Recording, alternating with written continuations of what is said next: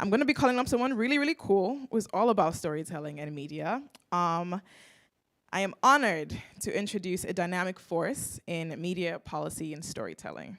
Areej Noor, okay, I got that right, has spent the last decade at that intersection of policy and content, using her expertise to shape conversations that matter.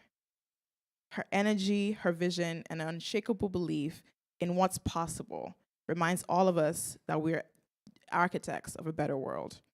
Areej's voice as a writer has resonated globally, with her work appearing in Vogue Arabia, Times of India, and Harper's Bazaar Arabia. Not just content with shaving narratives, she founded Statement Films, a woman-led startup that connects African and diaspora women filmmakers within the global market. Please join me in welcoming Areej Noor.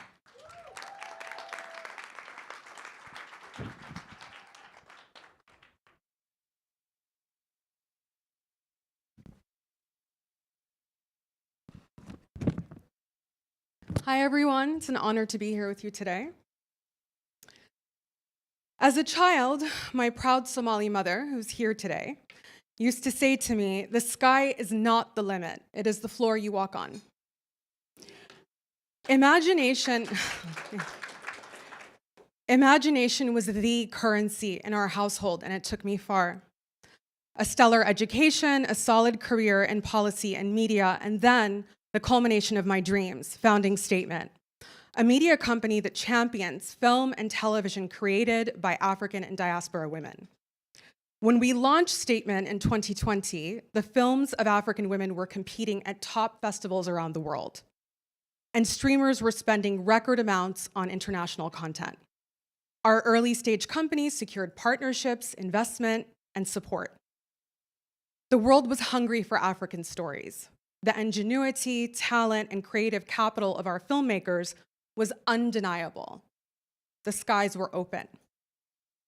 As a young Somali American woman, I could think of nothing better than dedicating day and night to futures authored by African women realized on screen.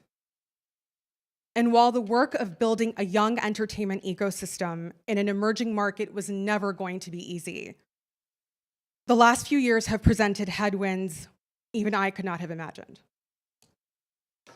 Reports and statistics commissioned by management consulting firms and multilateral institutions tell an optimistic story, to be sure.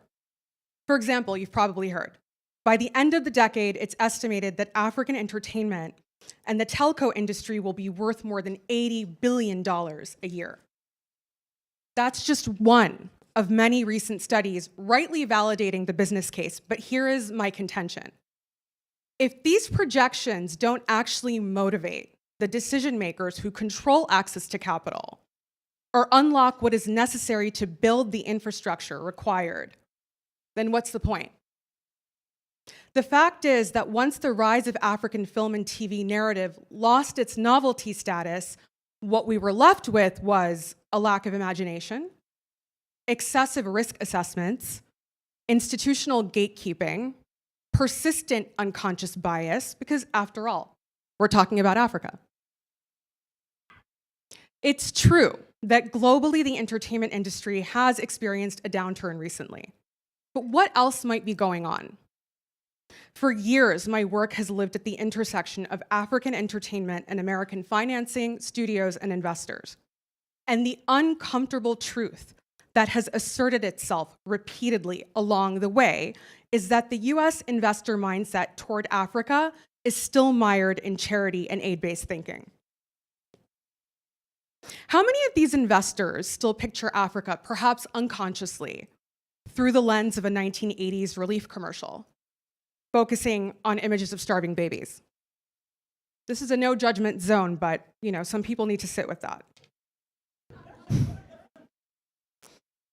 It's high time to shift that perspective and register that the Africa of 2024 is a continent rich with diversity, innovation, energy, rhythm, fashion, flair, vibes, color, athleticism, cinema, stardust, life.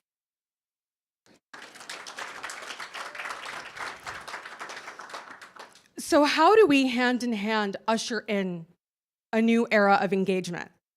Well, confront your limiting beliefs about Africa and her people. Maybe start there. Recognize the undertapped, explosive creative capital across the continent.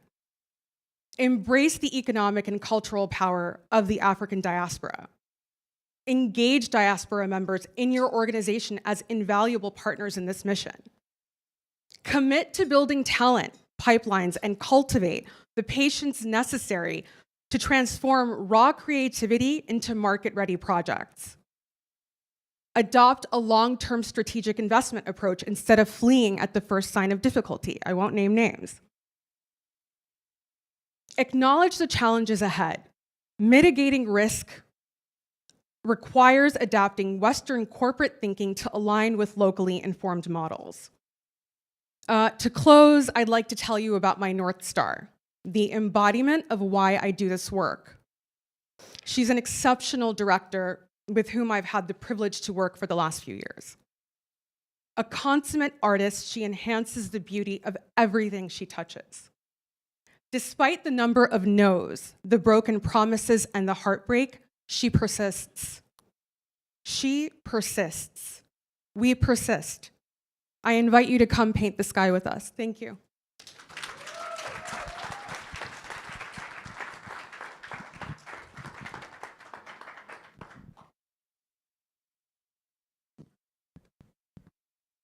I was sitting outside when I saw Areej walk up with her mom, actually, and I saw that bond, I saw the support, and I think it was truly, truly special. Where's her mom? I think I saw her. Hi, Mom! I really thought that was special, and I love to see it. We're talking about women, and I know how empowering it is for young women to see women just doing some incredible, incredible things. And that was an example of like, wow, her mom was here supporting her, and it's just incredible to see.